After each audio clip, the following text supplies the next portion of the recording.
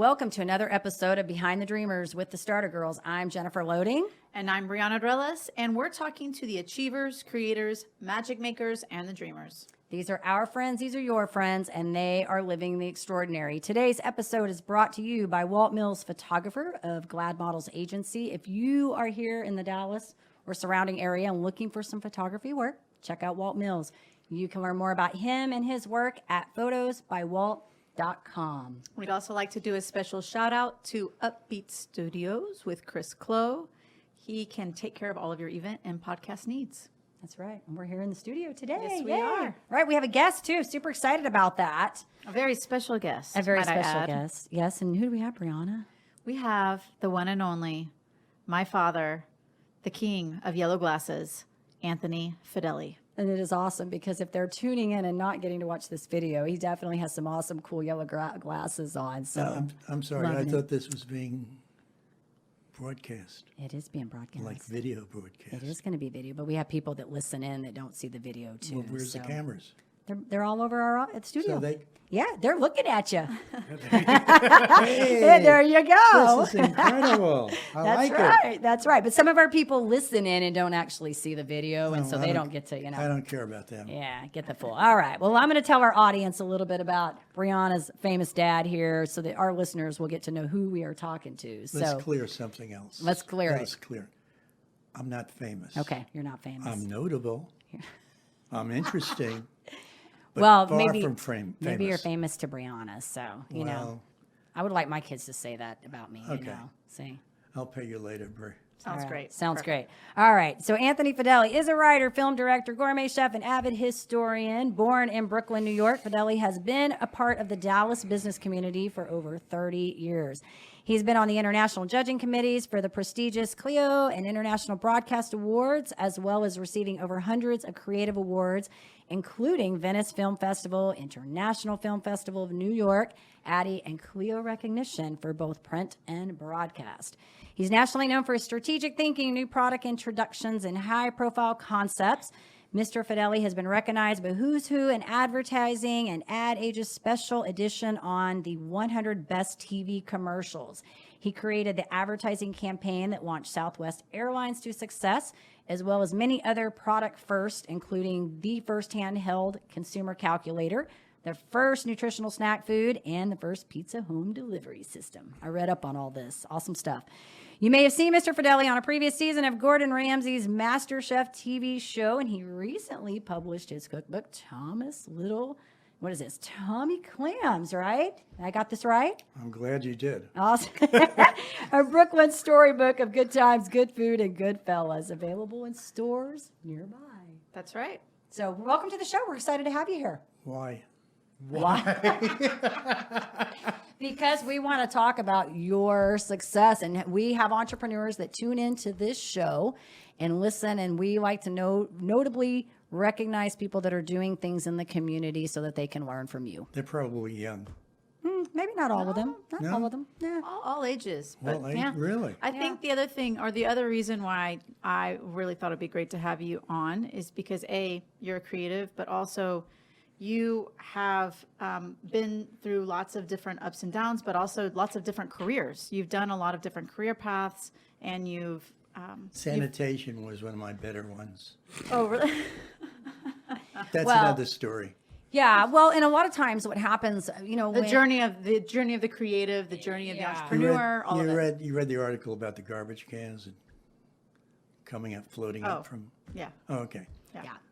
Well, no, what I was going to say is that a lot of times when people talk about entrepreneurship, they focus on all the highlights, and there's this glam over of being an entrepreneur, right? And we know that being an entrepreneur, achieving anything really, there are ups and downs, there's valleys, right? Yeah, and so that's what we like to. Absolutely. We like to talk about that I stuff. would say far more failures than success. Well, I want to open up because you've done a lot of amazing things. And I did read your bio that you sent over that talked about like the home delivery, the pizza, the Southwest Airlines. So amazing stuff. So I want to kind of just open up, I guess, with how this came about for you, because was this something that you have you been creative your whole life and sort of kind of went into this? Did you study this? How did this all come about for you?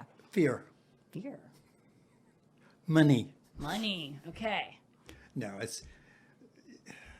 First of all, I'm unemployable. When you're my age, you don't Have find. you always been unemployable, though? Oh, of course. We have to determine that. We need to know. I mean, I couldn't even get a job at Tom Thumb. I mean, it was really embarrassing.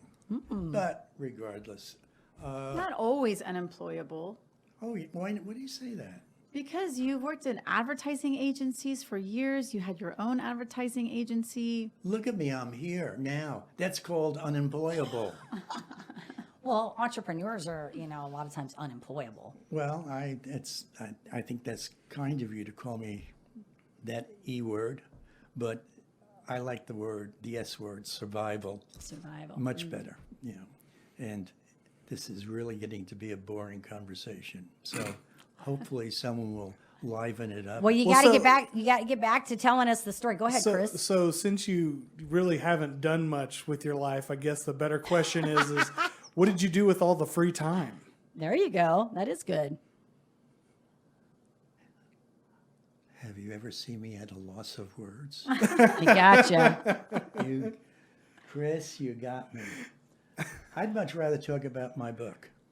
Well, we're going to get to that, but we got to preface this. That's why we were asking you. Well, the book is very important because the book is really part of the answers to the questions you're going to ask Well, me. tell us about the book. Let's start there. Well, I had nothing better to do than to think about one's life as you get closer to death. So you figure out what are the interesting things you've done. So I thought of that and I realized they weren't interesting at all. But then I found out, going through some old photographs, the interesting stuff was what your life was all about and what your family's all about. So taking that in mind, I started to develop stories based on actually family stories as a kid I heard, and developed them into stories for my book, but more importantly, stories from my life in advertising, like the guy who tried to kill his wife but didn't succeed. His wife wound up killing him. So that's funny, guys. I mean, come on. This guy is like, he put barbells in closets so that when she opened it, she lived. Tried to gas her in the car. Wow. But she woke up. He blanked out from the gas, died. She collected the money. So that's wow. it's all. It's advertising. Advertising people are really strange. And then the other thing that I thought was really cool, Dad, is that you've been a writer your whole life. I mean, you've been writing books, novels, screenplays for so long, and then to finally be able to take this dream right here, but also the ideas and the concepts, which incorporate your cooking, because you're an amazing cook and chef, into the stories. I thought was really cool. And it was just, for me, from a personal standpoint, I loved seeing you be able to finally get this book in your hands. Yeah, I want to talk about that, but I want to talk about Gordon Ramsay. Did you know that I was kicked off the show? Tell us about it.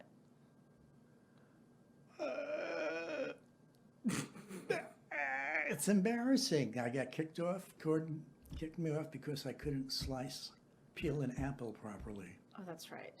Yes. He had a special way of slicing apples, which you... Was this the part of the competition where they're like, okay, you've got an hour. How many apples can you slice? Yeah, but and and they have to be lined up properly. Like all the slices have to be. Yeah, it was 60 seconds. Okay, 60 seconds. And Get it's as many and very sharp. uniformly, like very uniformly I- sliced. like an eighth of an inch, and very sharp knives. Couldn't do it. Could not do it to his expectations. And he didn't yell at me either. He was really quite nice, That's good. I guess. But at the end of the day, everyone's got to go at some point on those shows, right? Yeah, especially since you don't get paid. You have to buy your own bloody food. Yeah. I mean, they don't give you anything. I mean, they give you $40 a day, and expected to pay your own stuff. I mean, you can't buy marijuana for $40 a day. You can't buy anything for $40 a day. Did I just say that? You can't. Well, you get on the show. I guess that's the whole. yeah. I guess that's what it's about. No, it was fun. And he's Yeah. he's a good man, good guy. Yeah. I have a lot of respect How long for were him. you on there for? Well, I was out in LA for 10 days doing the days. show. Yeah. You know, it was interesting. Yeah. What an experience. Yeah. Absolutely. To add to your I guess your list of experiences. That ranks right up there, along with going to Poland and smuggling out tapes of the Pope. Yeah, you Is laugh. this real? Is this? Yeah. Did you write about this in the book? No. No, no. He was Pope John Paul II. Mm-hmm. At that time was the Cardinal of Warsaw, and he was quite a singer. And he gave us, this group I was with, tapes of his songs, which we turned into a record album. And Chris probably knows about all these Polish albums. Yeah, they're Good, top Chris. top 10 list Work with easily. me. Top- Easily. Well, Billboard got 2-3 bullets on Billboard, so that was pretty good.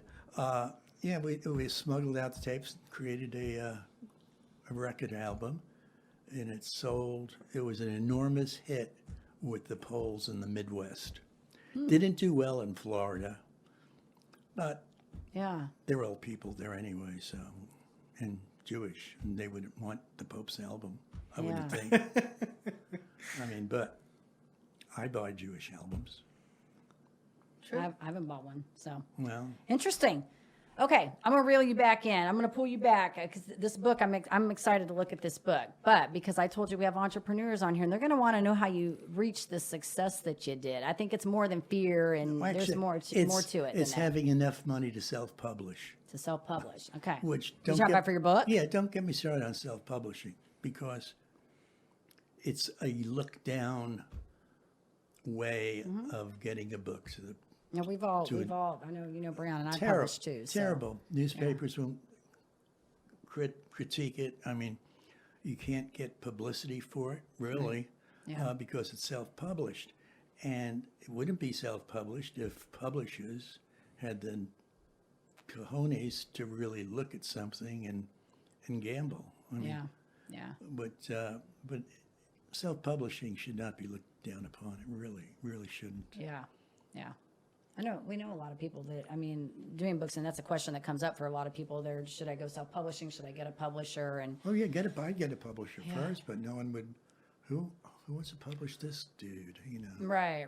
Well, and the publishing world has changed so much, just like the music industry, where a lot of times a lot of publishers are looking at, okay, does this author, do they have an audience? Do they have a following? Do they have a community that I'm going to sell these books to? Like all of this stuff. So Right.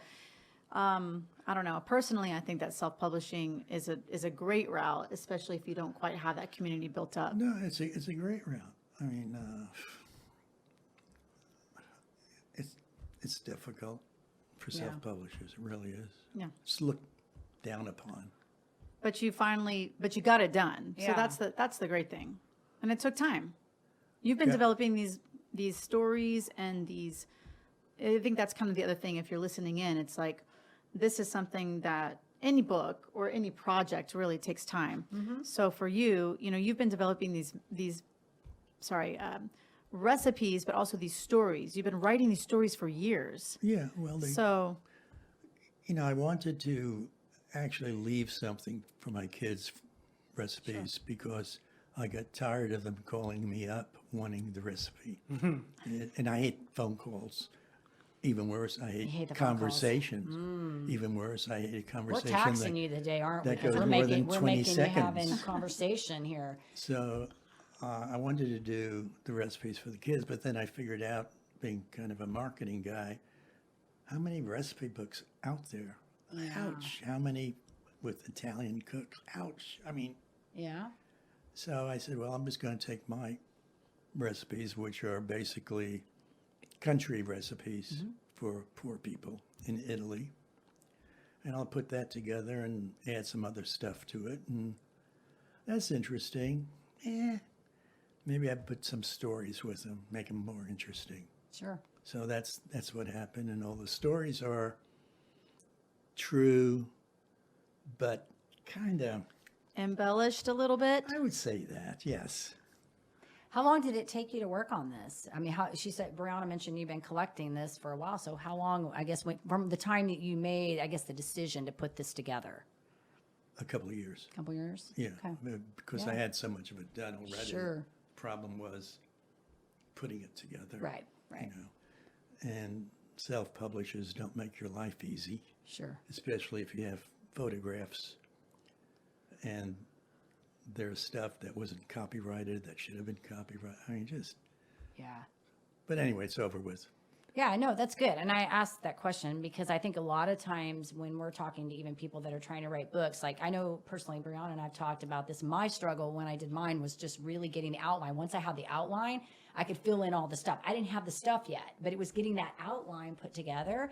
And I think so often people get hung up on, I got to have all this done like really fast.